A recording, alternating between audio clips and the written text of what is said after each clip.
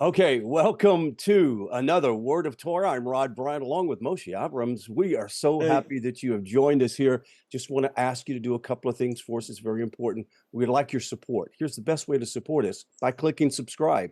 By you subscribing, realizing that only about 60% of the people who watch our content are they're not subscribers. So that means all of you guys are watching this and enjoying it and not subscribing. So it's subscribe and hit the notify button on this video, and you get notified every time it comes up.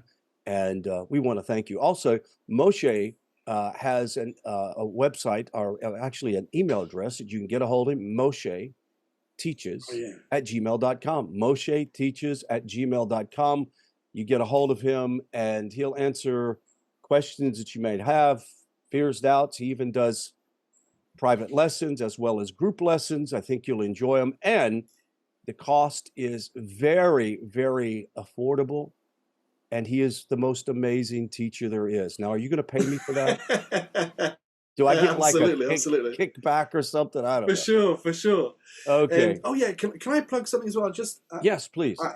I went on a tangent for a student the other day. A student had this question, and I was like, oh, it's such a good question, such a tasty question. I wanted to like take a bit of time of it, and ended up making like a deep dive, a whole lesson, and it was on the idea of how the Torah frames God as one, as singular. Right. And you'd be surprised how much it's reiterated again and again and again. Like there's no doubt. It's kind of weird because I've never told anyone I'm one, but the Torah really insists that God is one and not two or three or Right. multiple. Right. So I thought, oh, I'm going to make that. I'm going to make that as a video. I'm going to put it on my YouTube. Well, So when you're finished with that, please send it to me so I can put it up on our YouTube. On absolutely, the absolutely, YouTube. yeah. So Just send me the link. In addition to what we have here, I'm going to stick a couple like tangent ones on mine every now and again, and Yes, please, and have that send me as a the link to it. And once again, absolutely. this is the benefit of studying the Hebrew language is you get to see the minute details and explore areas that you really couldn't explore just on a cursory read of your particular language translated Yeah, from the Hebrew. So I'm excited. that's This is episode 21. We've hit a milestone. 21 yeah. weeks we've been doing this. We have a few breaks occasionally during high holy days, but we try to bring it to you every week at the same time right here on the NETIV YouTube channel. So let's get rolling, Moshe. Let's start. I think we're starting in chapter 4, Cuatro. Yeah, we've just got a little bit to finish off on chapter 3, but it's as well to think of it as setting us up for chapter 4. Correct. Because that's we've dealt with the creation of the world, we've dealt with the formation of the rules of mankind, and now we're going to start with the how to deal with family. So that's an even more difficult subject than the existence of people at all, maybe. So yeah, let's follow Adam and now Chava as they leave Gan Eden and move into their own place for the first time. The couple's new flat. So this is where we left off before. V'yichra ha'adam shem ishto, and the man called the name of his wife Chava, which we talked last time about how the root of that is chai, which means life. Right. And he called her that ki hi hayata ein kol chai, because she was the mother of all life. And we discussed how that's such an important moment, because it means after everything they went through in Gan Eden, after everything when they went through being told to leave Gan Eden, and that she was going to have babies and he was going to get a job, his reaction to that isn't, oh, we've been kicked out, we've been cursed, we're in trouble. His reaction is, we're going to have babies?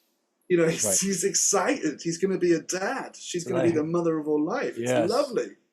So to all of those who take this to be the fall of mankind, you're missing out, mate, because we only exist because they had babies. They only had babies because they became a couple, because they became grown-ups and left dad's garden and moved into their own place. And you continue to exist far after you die because of them.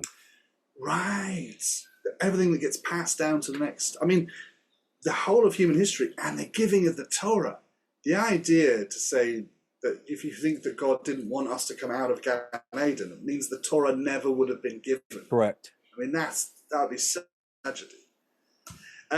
So it says, and this was, we talked about this, about being an affectionate way that God gives them a bit of a sending off, because it says, V'as Adonai Elohim, and God made la Adam ula ishto, for Adam and for his wife, katnot, which is a katonet is a tunic, right?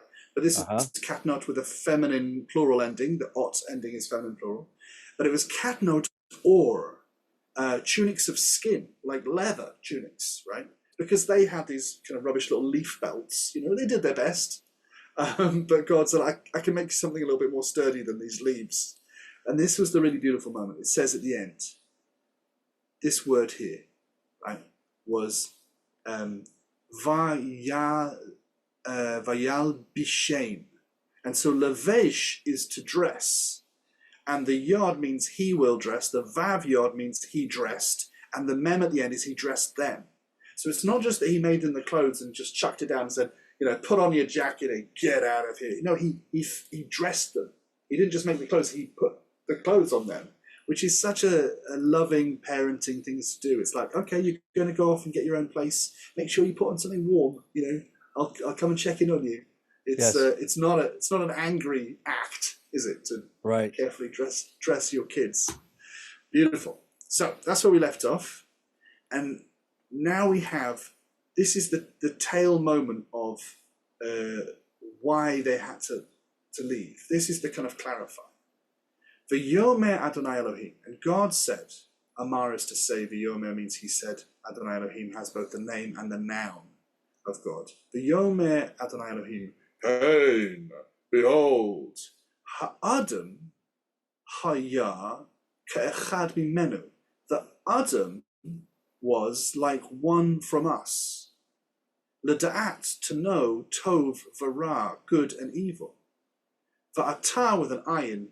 Atah with an ayin means now. If it's an aleph, it means you. But with an ayin, it means now. V'atah, pen yishlach yado, lest he send out his hand. Yad is hand, yado is his hand.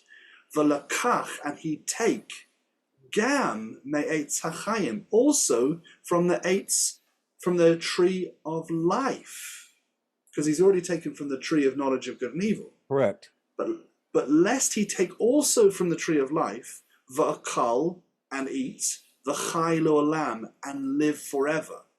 So, before God said, don't eat from this tree of knowledge of good and evil, because when you do, you will die, which meant don't eat from it and you won't die. So before he could live forever, and that wasn't a problem.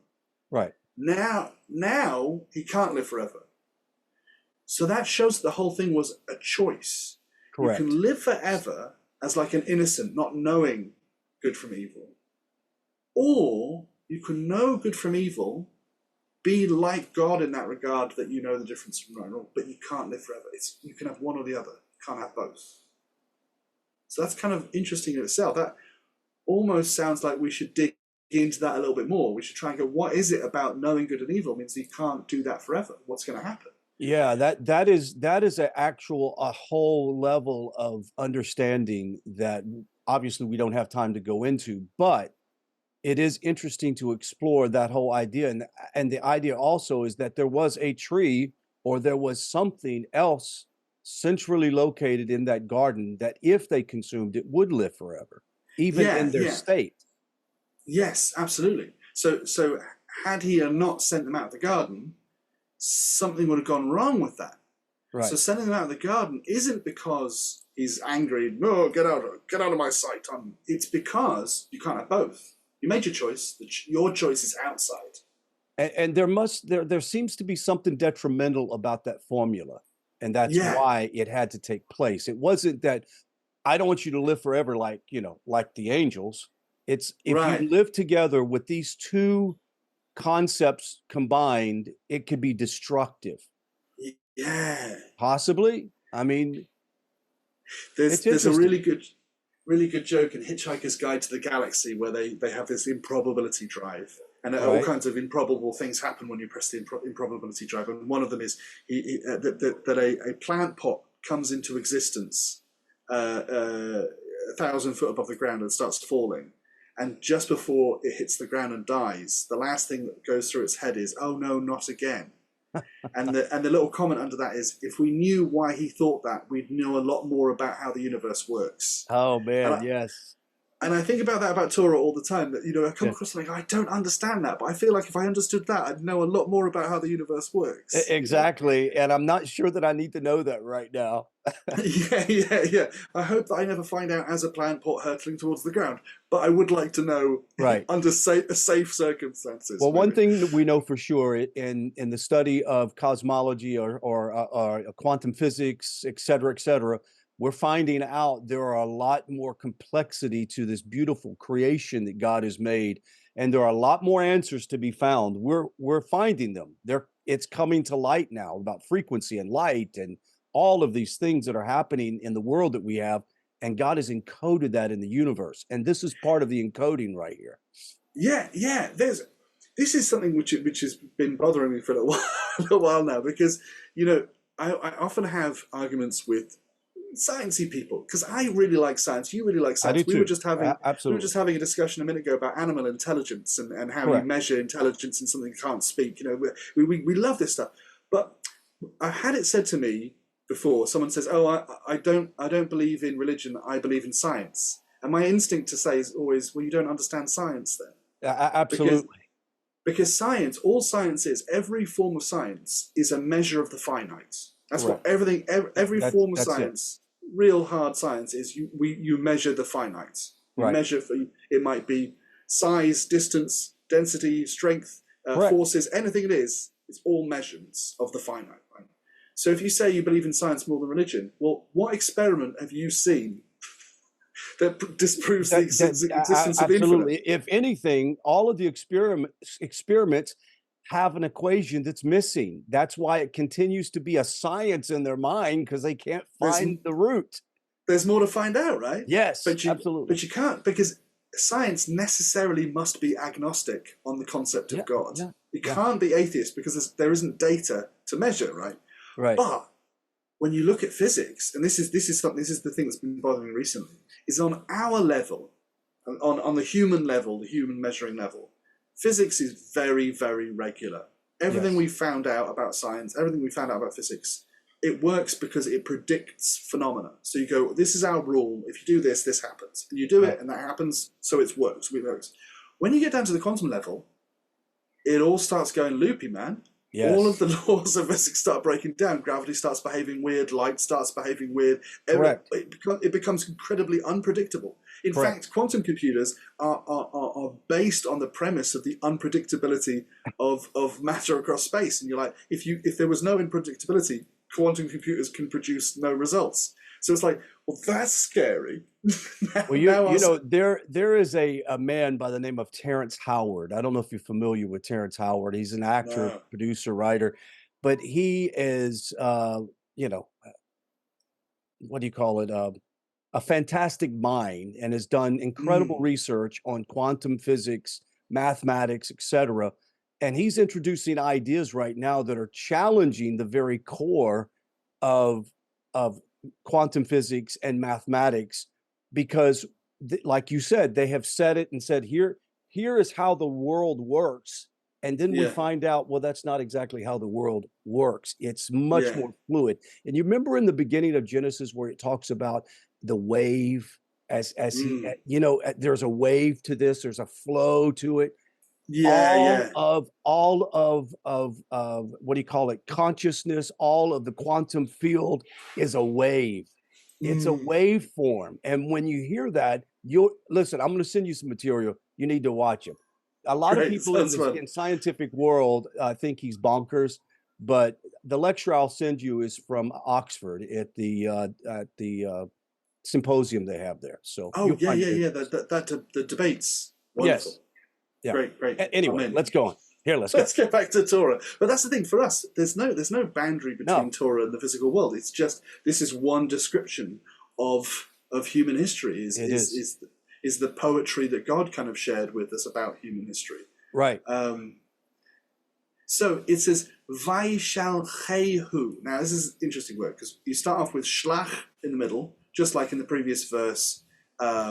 it said Yishlach Yado, he will send his hand, right? So shlach is to send, but it's Vaishlachehu, who means he, and Adonai is who did the verb. So Vaishlachehu Adonai means God sent him, and it's Adonai Elohim, the two descriptors of God in this case. Mi Gan Eden, from the Garden of Eden, Garden of Pleasure, La'avod et ha'adamah, to serve the earth. Now, in terms of ground, not in terms of the whole planet, that keeps on coming up as one of his jobs. We were told he had to serve the Adamah in the beginning. You remember when he was somebody, nothing had started growing because there was no rain and there was no man to serve the ground. So now he's sending him out into the world to serve the ground. He didn't need to work the ground in Gan Eden. God was already doing it. That's it. So this is another iteration to say. And this one also. Oh, there's a video playing, I think. Sorry about that. No, that's all right. So, so this is a reiteration that this was the plan the whole time, because God mentioned that he would be sent to serve the earth. Right. Asher luchach. This should all be one word. Really. This is quite a cute little function. Asher luchach, because he's sent to serve the ground that he was taken from there. So it keeps on reminding us that there's a deep connection between Adam and the ground, because he was taken from. This is a passive. Lakach means he took, but lukach means he was taken from there. So there's this perpetual connection between Adam and the ground, because that's what you are, man. That is. And we spoke a minute ago about how you had this beautiful point that when he was in Gan Eden, it was almost like he was the spiritual aspect of man, but then he was grounded, he was physicalized. When the idea of knowledge, which is also it's associated with sex. We know all the way through the Bible, every time it says a man knew his wife, we know what the Torah means by that, right? Right. And that's what a human is. The human is the union between the physical and the spiritual. Right. We, more than anything else in universe, is, we have the divine spark and the physical body, and you can't live without both. You need both of those to come together. Right. That's also our job. Our job is to bring God into the world. Right. A lot of religions, their job is to die, leave the world, and go to heaven. That's not our business. We're not interested in that. We're interested in bringing God here. Here, absolutely. By, doing holy things, elevating things, making things more holy, removing suffering, removing hunger, so that there's more room for godliness in the world. Correct. Everything from charity to kindness to studying medicine to remove suffering. We're created with thought, and we're created with knowledge, but imbued with wisdom that comes from Hashem, and that's the mixture that we have to put together. It is God endows man with the wisdom to do what they need to do. Yeah. And therein lies a beautiful point as well. There is something we need to do. We have purpose. You and I, we're talking every morning. We start with just gratitude for having a purpose from God. Correct. Imagine getting a job from God. That's awesome. But you have something you should do in the world. Right. And without everything has a purpose and is fulfilling it, whether they realize it or not. But you can go deeper into it. You can look and try and find out what it is and do it better and do it more holy. And refine it. Make it more holy. I like that. So I'm going to take these couple of vows here, because there's two vows here which I've got in red, which I want them to be in. I want them to be in blue. Have we talked about the difference between these two different kinds of vow? I think so, but go ahead. Let's do it again, because I'm not readily remembering. So this vav can, as a prefix, it can mean a couple of different things. One of the things it can mean and the other thing it can do is flip the tense of the verb, right? So just as we're passing, we're going to turn this blue. Whenever it's an and, like this says va'et lahat, which means and whatever this lahat is. But on these two verbs, I'm turning it blue to show it's not an and, it's a tense flipper. Okay, and when you have a verb like garesh is a verb, right? We can have it down here, to drive out, divorce, or put away. Garesh means to drive out. If you put a green letter, obviously it's not green at all, I'm just making it green because they have this certain job. If you put this yod on the beginning, it means he will garesh. Or if you put a taf, it would mean she will garesh or you will garesh. If you put an aleph, it would be I will garesh. And it's all Right. future tense. But if you want to flip it back into the past, you put this tense flipping vav. And whenever you take a future tense verb with one of these who's doing it letters, and you put a flipper on, if it's a flipper, it'll have this vowel. So it'll be a vav with a patach vowel. And so I'm going to make it blue so it stands out as a flipper. So garash, to expel. Yigarash, he will expel. Vayigarash, he expelled. And so you get the verb first, and then you get who did it afterwards. Now, in this case, it doesn't tell us. It skips over who did it. It goes straight to who's being garashed. This et is an object marker. So it points to who or what is being driven out. In this case, it's et ha'adam. Right. So Vaigaresh et ha'adam means, and he drove out the man. Right. Ooh. Now we know who did it because there's only so many characters at the moment. Right. There's only, God and the man and the woman. So there's only one we can refer to with the yod. And it says Vayashken. And shakan is one of the meanings of that is to settle. So this time it's referring to the man, because God's not settling somewhere, it doesn't need to.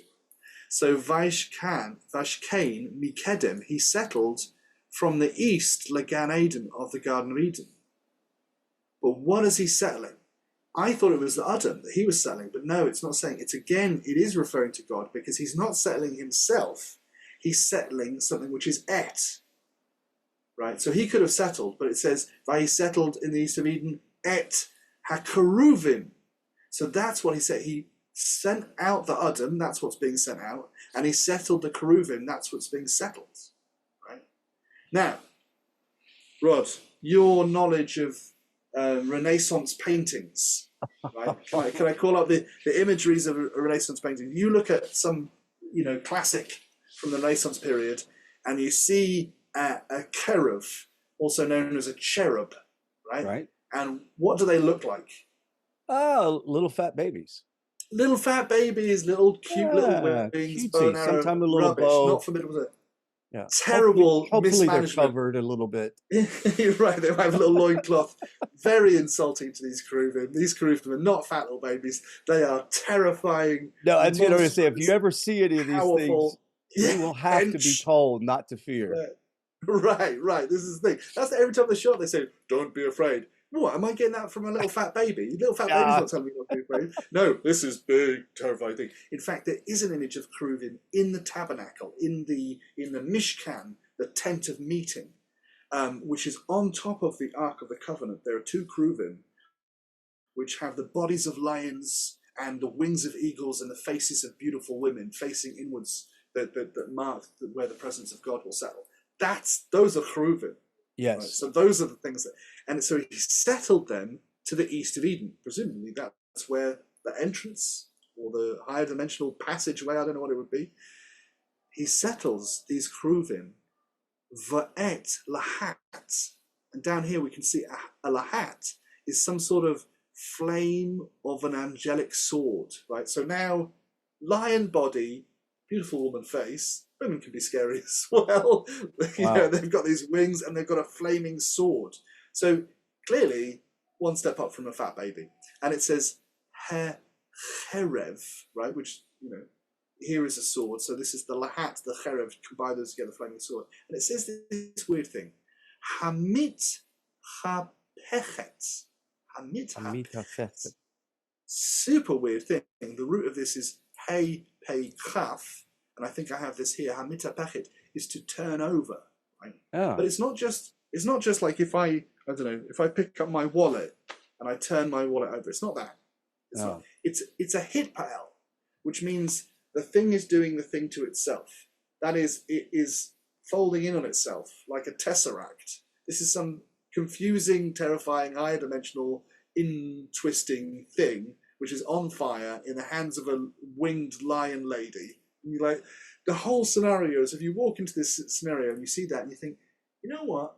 I'm just going to go around because this whole business is confusing me. I don't know what I'm looking at.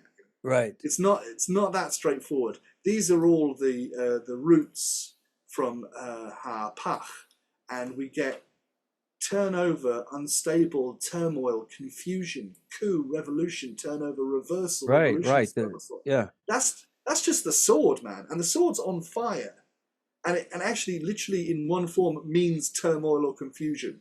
So it's some sort of confusing sword, right, being held by a winged lion lady. You're like, okay, he really didn't want anyone It coming back almost in reminds without an me. invitation. It almost reminds me of I wasn't here. Yeah. You do not need to see our papers. You know? Right. It's like That's it. I mean, if you go to a nightclub and they say no shirt, no trainers, no service, whatever. That's one thing. That's a bouncer. That's going to right. deter you somewhat. But you might chance your hand to try and chat them up. But these things are some sort of guard that doesn't really make that much sense. No. Here we go. So I'm just going to turn these back to say that they are tense flippers again. So that's what's here. What is God doing? God could have taken away the Gan Eden, but didn't. Instead, God leaves it there. So in theory, it's possible to return to this, and puts these cheruvim, these cherubim, with these twisting, fiery confusion sword, lishmor, to guard, et derek eitz hachayim.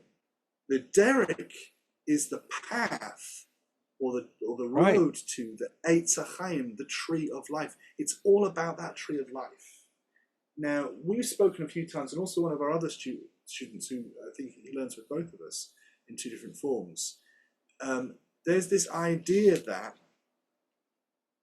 it hasn't left our story yet. There was a great media writer, great film writer, who said, if there's a gun in a movie, at some point it will be fired.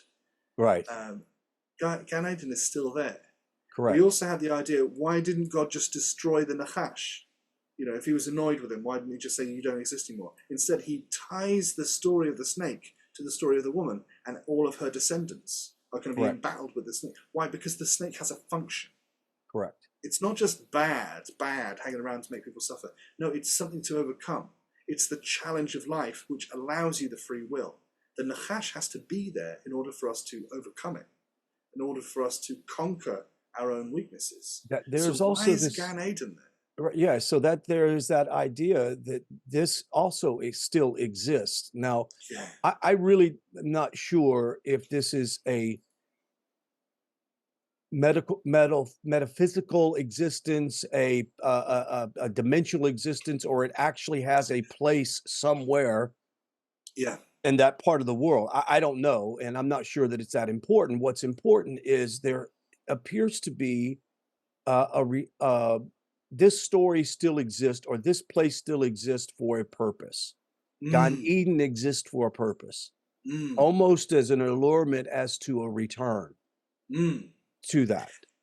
Absolutely. And it's important to note that we're not talking about heaven. Heaven is Shemayim. Correct. That's the place that God occupies. This is something else. This is Gan Eden. This is some sort of garden of pleasure, which was prototypical, the ideal in the beginning, but lacked something because we didn't have any free will. Well, also so we've left that. Right. We've gone into the world to elevate the world, to make it holy, to make it more like Gan Eden. Mm-hmm. And then do we go back there, or do we bring it out here? See, that's the question. And here we have to ask, why was Gan Eden guarded and cloaked? It's because of what is contained within it, the tree of life. So we have to know that tree of life, whatever that is, still exists. There is a source of life that emanates from the Garden of Eden. It's like the source of all spirituality that comes out or comes forth from that. And that's a whole area that I haven't even explored that I would love to explore. But am I not correct, right? It's like we're being told that the very source of life, Chaim itself, is coming from Gan Eden. And it's somewhere. It's somewhere. I mean, the fact that it's got guards means that without the guards, we would be able to go there. Correct. Maybe we can't even. But if we knew more about that, we'd probably know a lot more about how the universe works. Maybe we should hang around smarter people. I don't know. But, I think that's generally good advice. We've come to the end of this podcast 21. We're going to go the next week into chapter 4. We intended to go into chapter 4, but this has been too rich and too deserving it needs to be eliminated to this one place. Anything else you want to add to the end of that before we go to chapter 4? No, I think that's a kind of a good stopping place. But yeah, sorry, just this. If those of you guys watching have anything you want to raise, you can put the comments are switched on, right? So Yes, you can put stuff in yes. the comments, and we can try and We can read the next. comments, right? When it's Yeah. posted, as a matter of fact, when it shows, the comments are there on the side.